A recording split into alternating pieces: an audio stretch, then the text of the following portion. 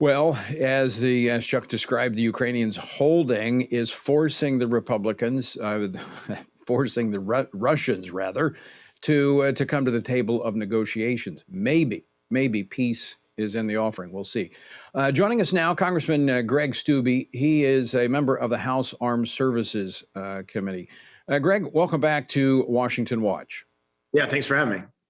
You heard Chuck's description of what's taking place on the ground there in Ukraine as he's crossed over into Romania. Ukrainians holding, the Russians becoming desperate. Do you think that we might be at a place, if the U.S. will step up its support for Ukraine, that we could see a negotiated peace? Well, with the aid that was just approved last week by Congress, it was $14 billion, $3.5 billion of that was specifically for military aid, equipment, weapons. And then President Biden yesterday announcing anti-aircraft, anti-tank weapons and ammunition that's going to be sent.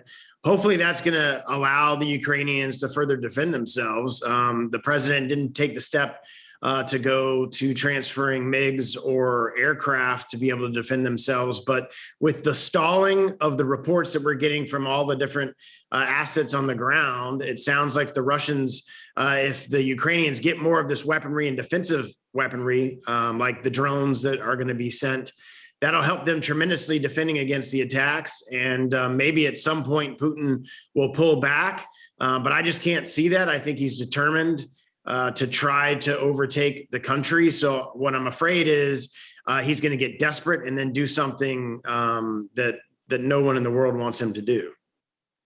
That is the concern that many have, that he's not one who will back down and in desperation could escalate.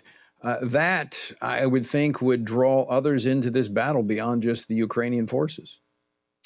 It would. And with the talk, there's been a lot of bluffing and talk around the edges about tactical nukes and that type of weaponry.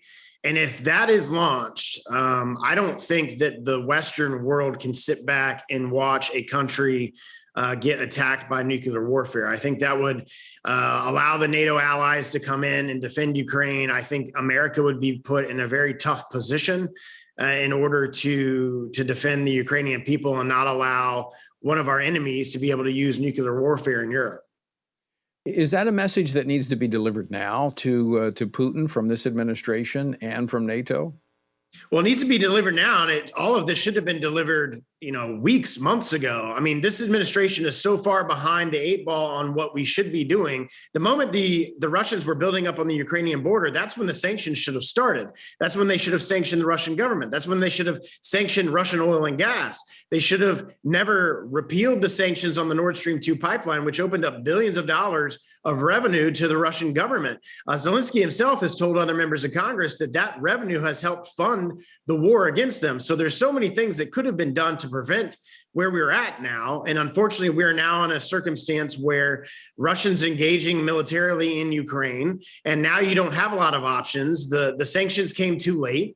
The Russians are obviously going to be able to work through the Chinese to get some economic buffering, but those sanctions should have been put in place months ago to prevent this from happening to begin with. Congressman Steube, I want to shift gears for just a moment. Just got a couple minutes left. But while all the focus is on Ukraine and Russia, you have the issue of the Iranian nuclear deal, which is, as reports are saying, very close to reaching an agreement. Of course, Russia playing a role in that as well. What is the latest on the negotiations that you're hearing about? Well, the latest is you have an administration who is negotiating with a country that chants death to America and death to Israel.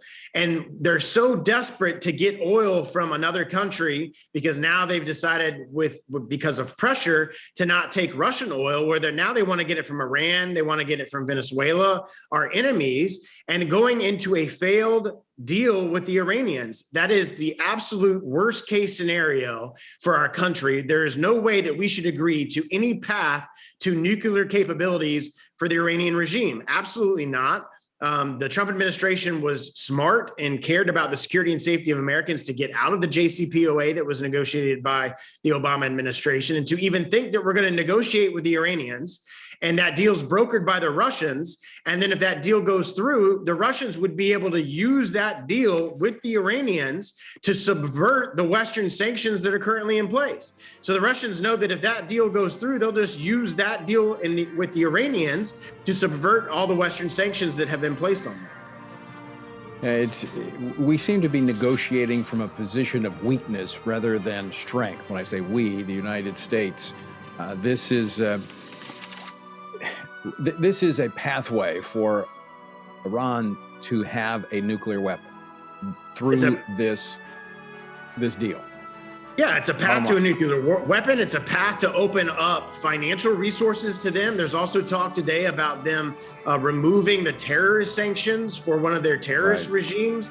What that does is opens up billions of dollars of revenue to that terrorist regime so that they can commit terror all across the world. I mean, haven't we learned our lesson? Greg, we got to leave it there. Thanks so much. We're out of time. Thanks for joining us. Stick with us, folks. We're back after this.